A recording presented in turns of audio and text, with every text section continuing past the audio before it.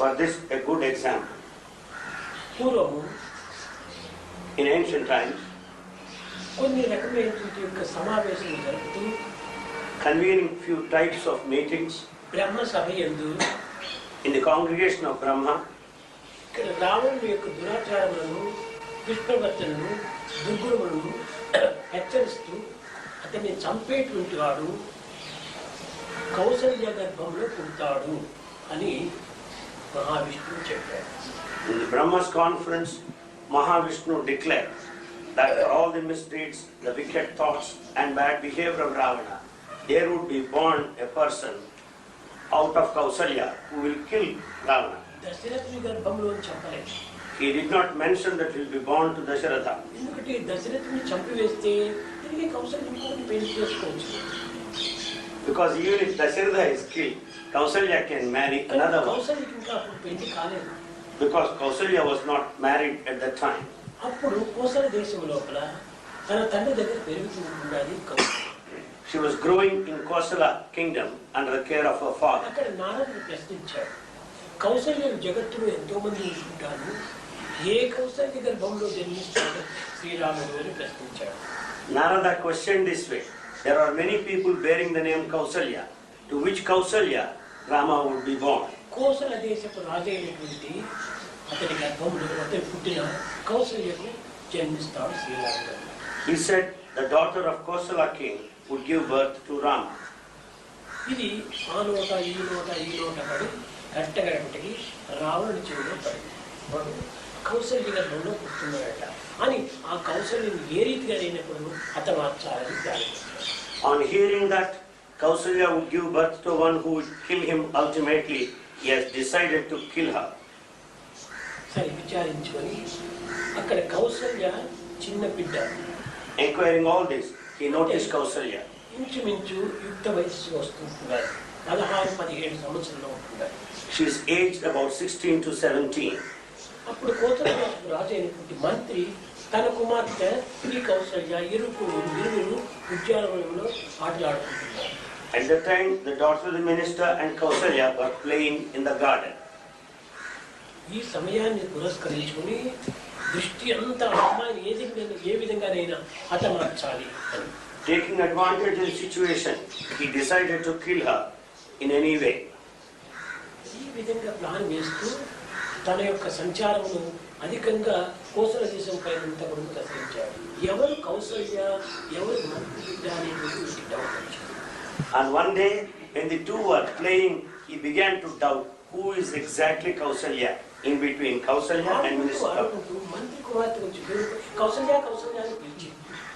While playing, the daughter of minister went aside and said, call him Kausalya and Kausalya. ఓహో ఈమె కౌసల్య నిర్ణయం చేసుకున్నాడు. Then he decided, so and so is Kausalya. ఈ కౌసల్యను మారువేషంతో ఎత్తుకుని పోయాడు. He took her away in disguise. ఈ రావణుడికి మొదల నుంచి దొంగ బుద్ధి చాలా. This kind of mind of thief Ravana has been fostering since the past. అనగా ఎవరికంటే ఈ కామక్రోధములు ఉండేటువంటి వాళ్ళకందరికీ దొంగ బుద్ధి ఎక్కువగా. The one with anger and desire will be full of the mind of a thief. Not lust. Swami?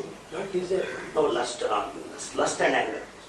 కనుక ఇతనికి ఈ యొక్క బాల్యం నుంచి తన రక్తంతో కూడినటువంటి విద్యలు ఇవన్నీ. Yes, these things are embedded right from his childhood. ఆ అమ్మాయిని తీసుకెళ్ళేటప్పటికి మంత్రి కూడా ఫాలో చేశాడు. When Ravana took her away, minister also followed. ఈ యొక్క రావణుని చాలా ప్రార్థించాడు. ఎవరు minister? విభీషణుడే. That minister happened to be Vibhishana and he prayed Ravana. His own brother Vibhishana. అన్న ఈ స్త్రీ హత్య పాపం చాలా దోషమైనటువంటిది. He told, oh brother, to kill a woman is a sin. ఈ విధంగా ఈ యొక్క బాలికను నేను ఏమాత్రం కూడా ప్రాణం తీయకూడదు. You should not kill such a child. ఈ స్వార్థం కోసమని ఈ పవిత్రమైనటువంటి జీవితాన్ని మనం నాశనం చేయకూడదు. For your selfishness, you should not put the sacred life into danger. కనుక ఈమెను నీవు ఏదైనా ఒక ప్రాణంతో ఏదైనా ఒక సముద్రంలో వదిలిపెట్టు. You leave her with life into the ocean. ఈ మినిస్టర్ యొక్క ప్లాన్ ప్రకారం ఒక చక్కని ఒక పెట్టె చేయించాడు. Basing on the minister's plan, he prepared a basket. కొంచెం గాలి వచ్చే దీనికోసం బయటంతా చిన్న చిన్న రంధ్రాలంతా పెట్టాడు. He made some openings on the basket to breathe. ఆ యొక్క పెట్టె జలం పైన తేలేటట్టుగా ఉండేటువంటి పెట్టెను ఏర్పాటు చేశాడు. He made a basket that is fit enough to keep afloat on the ఆ sea. పెట్టెలో వేసి లాక్ చేసి సముద్రంలో పెట్టాడు. Keeping the child in the basket, he left it into sea. కానీ భగవంతుడు వేసిన మాస్టర్ ప్లాన్ ఎవరి విధంగా కూడా మార్చలేదు. But none can change the master plan of God. ఈ యొక్క అలల చేత అటు ఇటు పోయి కడపటికి ఏదో ఒక గట్టు ఒక ఐలాండ్ నిమిత్తమై అనేక మందిని దూతలను పంపించాడు. Hearing this, the Kosala's king sent emissaries to certain spies. అందరూ వెతుకుతున్నారు. They were searching all over. సరే, ఈ సమయం పురస్కరించుకొని పడవలో వెళుతున్నారు సుమంతుడు, దశరథుడు, ఇష్టామిత్రులందరూ కూడా. Sumanta and Dasharatha were traveling in a boat at that time. ఒక పెద్ద పెట్టి కనిపించింది. They saw a big basket. అక్కడ సుమంతుడు వెళ్ళి ఆ పెట్టెను చూచాడు. Sumanta went there and saw the basket. లోపల ఏదో ఒక వ్యక్తి ఉండినట్టుగా తనకు తెలిసింది. He could understand that there is an individual. ఆ పెట్టె బియ్యంలో పడగొట్టి కొట్టేశాడు. He broke open the lock. తిరిగి చూస్తే ఒక స్త్రీ, ఒక బాలిక ఉంటున్నాడు, 16 సంవత్సరాల బాలిక. When it was opened, he noticed 16-year female child. అప్పుడు ఆమె విచారించాడు, నీవు ఎవరు, ఏమిటి అని విచారించాడు.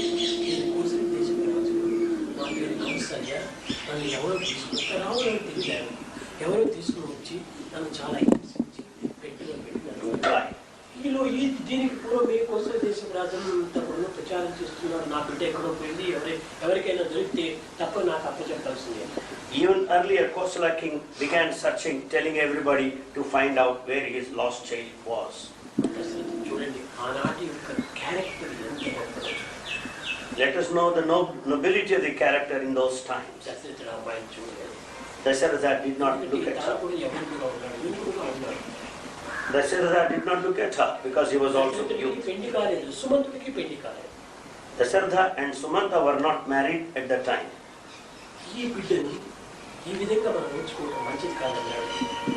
ఆమెను సరైనటువంటి పద్ధతి చేసి ఆమెను బందోబస్తు కోసల దేశంలో తీసుకోవాలి. Thinking that it's not safe to keep the girl with them, he has sent her back to Kosala king. మహారాజుతో చెప్పాడు, ఈ విధంగా చిక్కినటువంటిది అని. అప్పుడు అమ్మాయి అన్ని జరిగింది చెప్పాడు. ఎవరో వచ్చి నన్ను చేశారు, ఇప్పుడు ఈ రాజులే నన్ను రక్షించారు, వీళ్ళు చాలా నేను కృతజ్ఞతలు చెప్పుకోవాలి.